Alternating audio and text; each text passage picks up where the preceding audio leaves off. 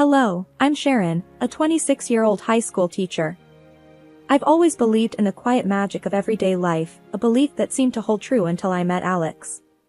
Our relationship blossomed rapidly, a whirlwind romance that caught me by surprise. When Alex suggested I meet his parents, I anticipated a normal family introduction. However, the reality was far from what I had expected.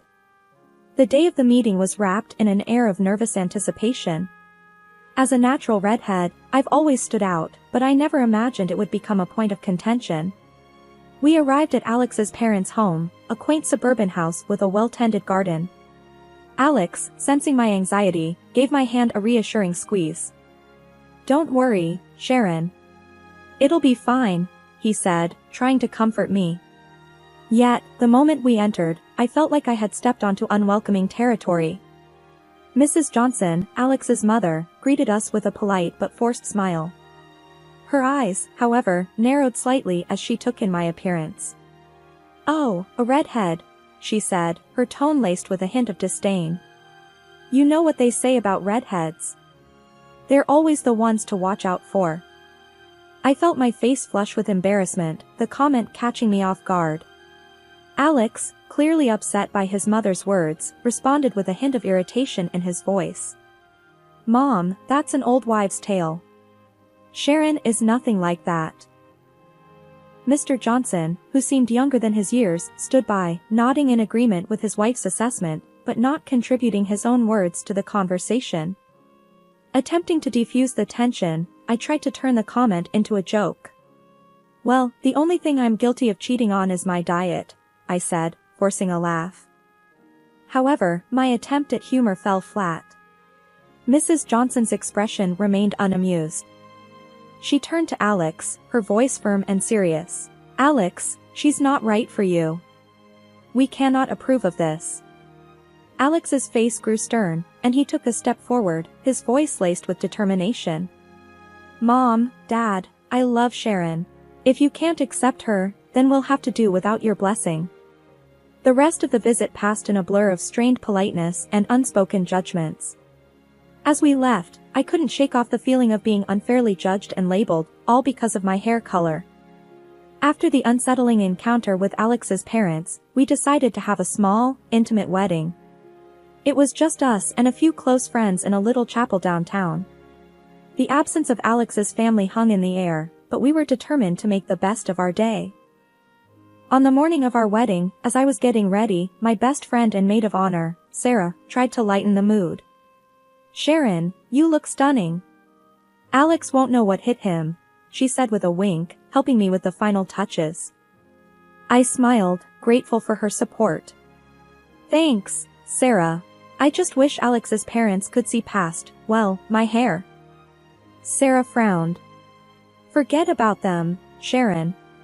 Today's about you and Alex. It's your love that matters, not their approval." The ceremony was simple yet beautiful. As I walked down the aisle, I saw Alex waiting for me, his eyes brimming with love and emotion.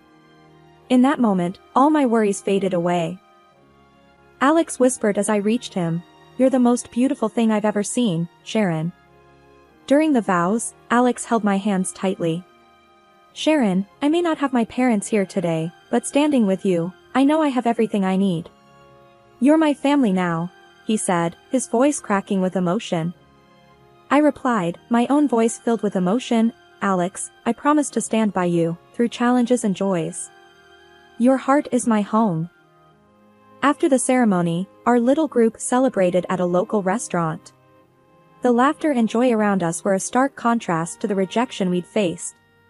Yet, in that small, cozy setting, I felt a sense of peace and belonging. As we cut the cake, Alex said jokingly, "Well, I guess this makes us official partners in crime now, right? Partners against the world?" I laughed, feeling a surge of happiness and love. "Absolutely, partners against the world." That night, as we returned home, Alex held me close. "Sharon, I know today wasn't what we initially dreamed of. But having you by my side makes it perfect." I nestled into his embrace, feeling a sense of completeness. Our quiet wedding, though not grand, was a profound declaration of our love and commitment, a testament to our strength together, despite the odds. After the wedding, Alex and I hoped things would settle down, but the dinners at his parents' house only grew more tense. Each visit was like walking on eggshells, with his mother's thinly veiled comments and the forced politeness of his father. One evening, we were sitting around the dinner table with Mr. and Mrs. Johnson and a couple of their friends. The conversation inevitably turned to gossip, and Mrs. Johnson's friend, Mrs. Blake, started a story about a neighbor. And would you believe it? Caught red-handed, cheating with the gardener. And she was a redhead too, Mrs. Blake exclaimed, casting a sly glance my way. I felt my face heat up. Trying to remain composed, I said, well, hair color hardly determines someone's character. Mrs. Johnson chimed in, oh, but you know how it is with stereotypes. There's always some truth to them. Alex, noticing my discomfort, quickly tried to change the subject. Mom, how about we talk about the new garden you were planning? Sharon has some great ideas for landscaping. But the damage was done. The insinuations hung in the air, making the rest of the dinner extremely uncomfortable. As we were leaving, I couldn't help but express my feelings to Alex. I can't keep doing this. It feels like they're judging me all the time. Alex sighed, a look of frustration crossing his face. I know, Sharon, and I'm sorry. I just don't understand why they can't give you a chance. On the drive home, we were both quiet, lost in our thoughts.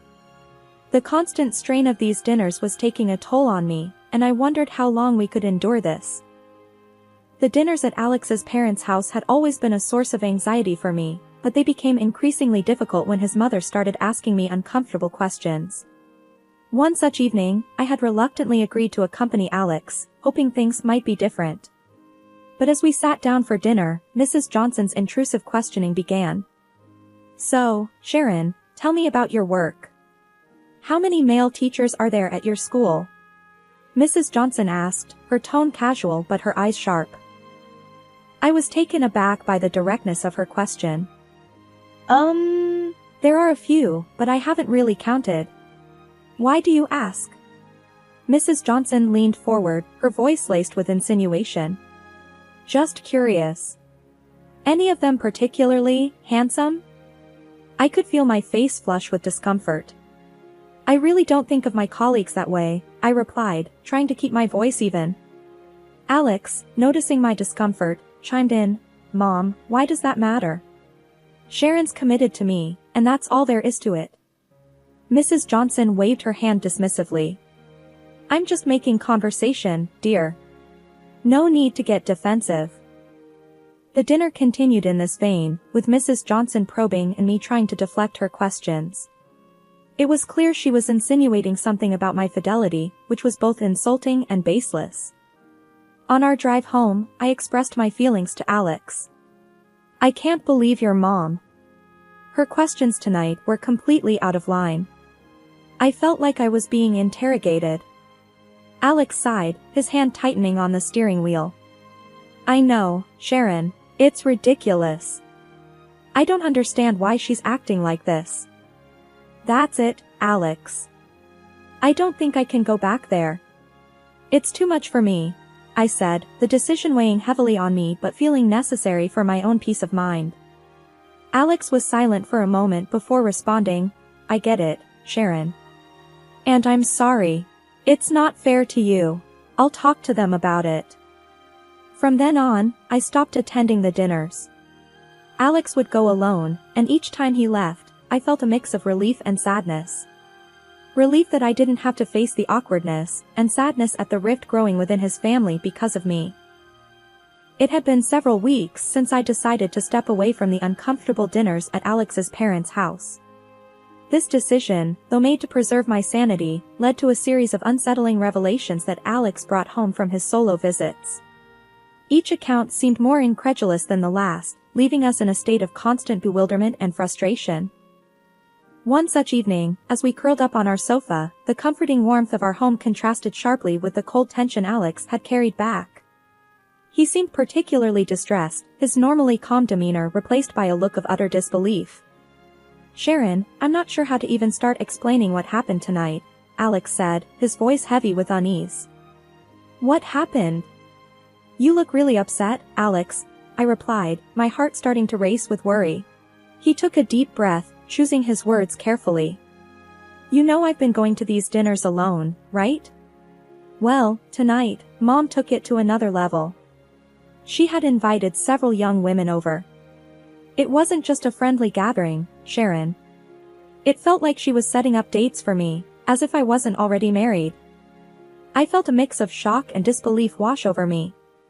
Setting up dates? But why would she do that? Does she not realize we're married and committed to each other?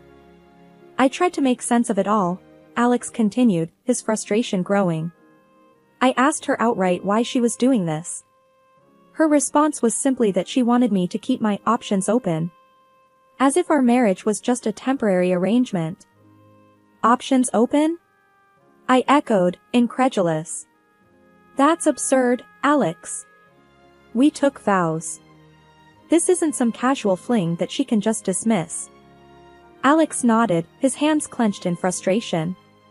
Exactly. I told her that I'm committed to you, that you're my wife and I love you. But she just seemed to brush it off, as if our marriage was some sort of juvenile phase. The conversation left us both reeling. The next morning, as I recounted the incident to my friend Sarah over a cup of coffee, her reaction mirrored my own. That's outrageous, Sharon. How can his mother blatantly disrespect your marriage like that? It's almost like she's trying to sabotage it, Sarah exclaimed, her eyes wide with shock. I don't know, but I can't keep dealing with this. It's like she's living in denial, I replied, feeling drained just thinking about it. Alex and I agreed that we needed to create some distance from his parents. This decision, though difficult, was necessary to protect our marriage from the constant undermining and disrespect. However, the following weeks, though void of direct confrontation, carried an undercurrent of unease and tension. As the days passed, I found myself constantly reflecting on Mrs. Johnson's actions. Her blatant attempts to set Alex up with other women, right under our noses, were a direct attack on our relationship. I wondered what we had done to deserve this treatment. Why was she so intent on destroying our happiness? Alex, too, was deeply troubled. I just don't understand her, Sharon. Why can't she see how happy we are together? Why can't she accept our marriage? The distance we created from Alex's parents brought a temporary peace, but that calm was shattered one ordinary school day. I was in the teacher's lounge when Mr. Davis, the school principal, approached me with a concerned expression. Sharon, can I have a word with you in my office? He asked in a tone that immediately set me on edge. Of course, Mr. Davis, I replied, my mind racing with possibilities. In his office, Mr. Davis closed the door and gestured for me to sit. Sharon, I had a rather unusual visitor today, he began, his brows furrowed in disapproval. My heart sank. Who was it? Your mother-in-law, Mrs. Johnson, he said. She was asking some very personal questions about you, your behavior at school, and your interactions with male colleagues. I was stunned into silence. The idea that Mrs. Johnson would go to such lengths was beyond belief. What did you tell her? I managed to ask, my voice barely above a whisper. I told her that your personal life is none of our business as long as it doesn't affect your professional conduct, which, by the way, has always been exemplary, Mr. Davis replied firmly. But Sharon, I must say, this is highly inappropriate and concerning. Gathering my thoughts, I replied, I'm so sorry, Mr. Davis. I had no idea she would do something like this. I assure you, there's nothing untoward in my conduct at school. I know that, Sharon. I just thought you should be aware, he said, offering a sympathetic look. As I left his office, a mixture of embarrassment and anger washed over me. The fact that Mrs. Johnson had the audacity to come to my workplace and question my integrity was outrageous. That evening, I recounted the incident to Alex, who listened in shocked silence.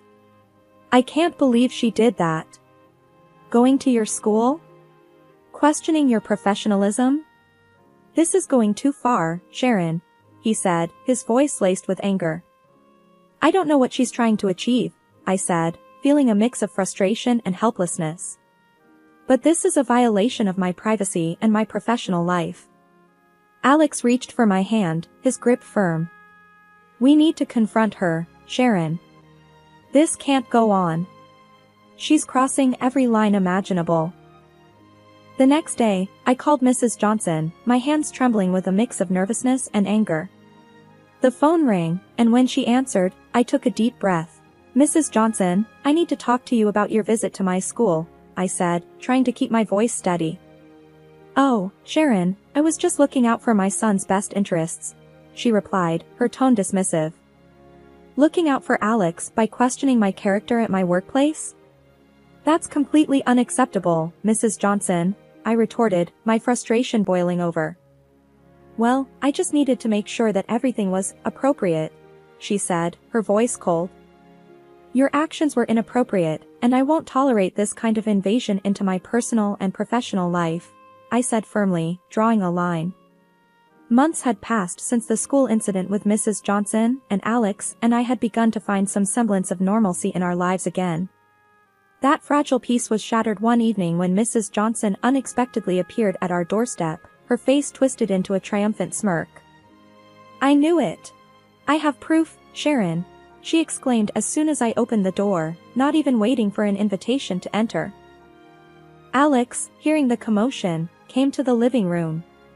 Mom, what are you talking about? What proof? Mrs. Johnson, brandishing a laptop like a weapon, declared, I hired a private detective. I have photos and videos of Sharon. She's been unfaithful, Alex. I felt my heart drop, confusion and disbelief swirling within me. That's ridiculous. I've never been unfaithful, I protested, my voice firm despite the shock. Ignoring my protest, Mrs. Johnson opened her laptop, revealing a series of photos of me sitting in a cafe with a man sporting bright red hair.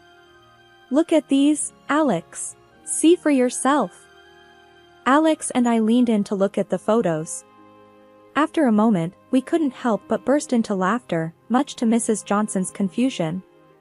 That's my brother, Mrs. Johnson, I explained between laughs. He's visiting from out of town. Mrs. Johnson's triumphant expression faltered. Your brother? Yes, my brother, I repeated, still chuckling. We both have the same bright red hair, remember? Alex, now frowning, asked to see the videos. As we watched a clip of me and my brother chatting in the cafe, Alex's attention was drawn to something in the background. Wait, rewind that part, he said, pointing at the screen. We all watched as, in the background of the video, an older man and a younger woman were sitting at a nearby table, engaged in a rather intimate moment. The realization hit us all at once. That's Dad? Alex muttered in disbelief.